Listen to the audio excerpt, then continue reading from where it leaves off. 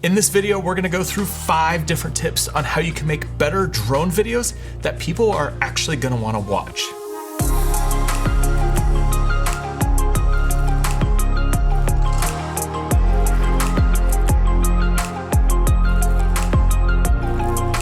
So whether you're uploading your drone videos here on YouTube or you're uploading them to Instagram, TikTok, or you just wanna make some cool looking videos, these 5 tips are really gonna help you go from making videos that just feel boring and feel flat to something that is actually watchable. Now, if you're new here to this channel, my name is Jeven Dovey, and on this channel, I like to do a lot around filmmaking, and I do have a ton of videos about how to fly drones. So make sure you hit that subscribe button so you don't miss any of these videos.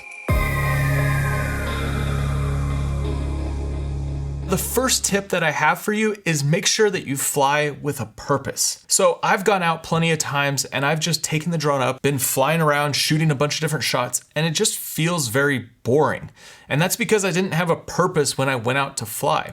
So what is the reason that you're going out and flying your drone? You need to think through who is the person that you want to watch this video. And when you can really boil down what your purpose is for every flight, then it makes a lot more sense to go out there and capture this footage. So on my channel here, I do a lot of videos where I'm out in nature.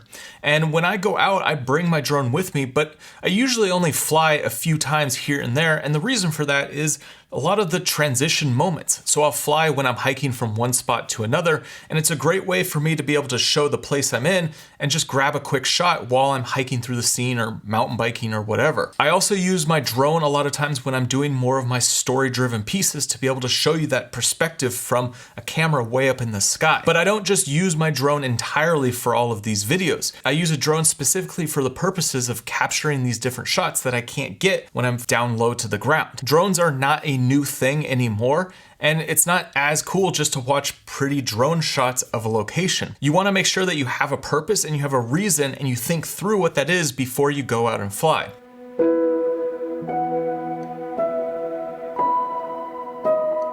Now, number 2 is don't show everything. And this isn't just something for drone videography. This is for just cinematography as a whole. You don't always want to show everything in your scene. And when you're using other cameras like the one I'm filming on right now, you do have options to change out your lenses and get more of a narrow field of view. And one of the reasons that you want to do this is because you want to isolate your subject and you don't need everything around. On a drone, you're typically using a wide lens. Yes, there are drones that do allow you to zoom now. However, for the majority of what you're filming, it's a big, wide shot. And when you're using big, wide shots, you basically capture everything that you're seeing.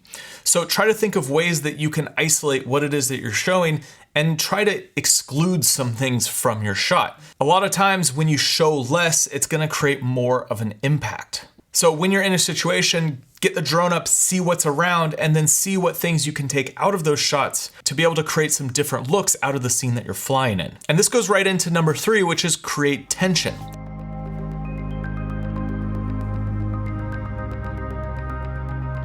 So when I'm filming with my drone, a lot of times I don't want to just shoot the big wide landscape.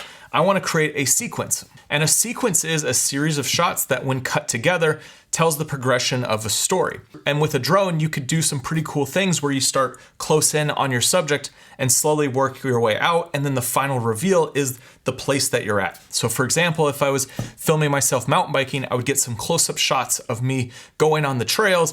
And then the final reveal from the scene would be the big open landscape in front of me. I use these kind of techniques all the time when I'm out flying because it helps craft better looking videos when you're not always shooting just big, open, wide shots.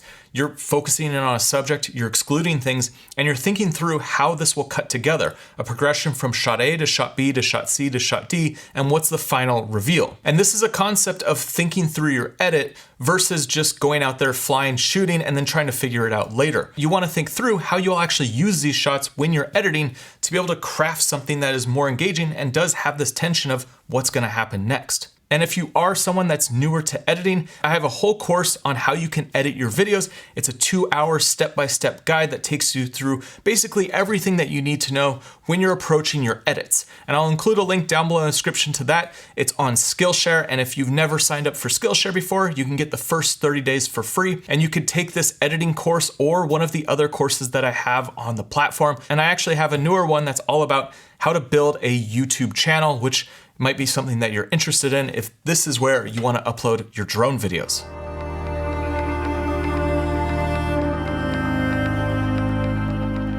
Number 4 is do your research. So before you get to a location and you go fly, just go on the computer and see what you can find about that location. You might be able to find some cool things ahead of time that's gonna help you figure out where you actually wanna go and what you wanna actually capture. So a lot of times just looking at something like a map of the location will tell you, well, what kind of things are you gonna see in this space? Also looking at other creators' content, see what other people have shot in that same location, will give you some ideas of what to expect when you're out flying. And one thing you should consider is the time of year and the weather. It's gonna really dictate how a location looks. If you're summer here in Southern California where I'm at, and I go out to the hills around here and go fly, well, it's very brown, it's very dry. But if I go after a rainstorm, it might be super green.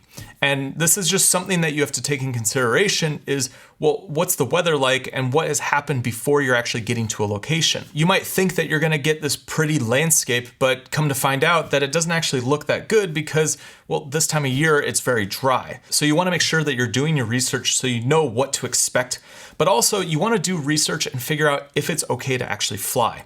You don't wanna get to a location, try to take the drone up and then realize you're in a restricted zone. So just doing a little work on the front end will make sure that, yeah, you're good to fly in this spot. And this is the kind of stuff that I expect when I get there and start flying.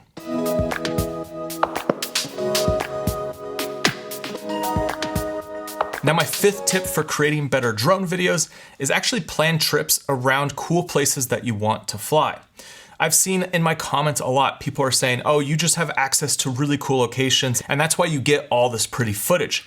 Well, the reality is where I'm at has some cool things to fly around, but if I kept flying around the same stuff over and over, it's gonna get really boring. I actually make trips and I go places to fly my drone so that I can get a variety of footage, especially because I do a lot of drone videos on this channel. So in the last couple of years, I've gotten into overlanding, and overlanding gets me to some of these really cool places, but it's not something that I can just drive out for the day and go get these shots.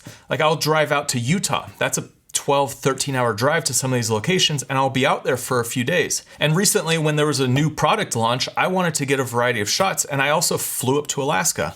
I went somewhere where I knew I could fly a drone, and I knew I could get a different look with my footage. So if you are someone who's really into drone flying, well, think through what kind of trips that you can take, that you could take your drone with you so that you can get some cool footage to create some interesting videos. As I said earlier, drones are a great tool to help craft your video. And personally, I love using my drone when I'm telling stories. So the next video that you should check out is all about how you tell stories. It's right here. I go through the 5 C's, which is a great tool to be able to help you craft better stories. And if that's something you want to make, you can upload them here on YouTube and find an audience for your content. I'll see you over there.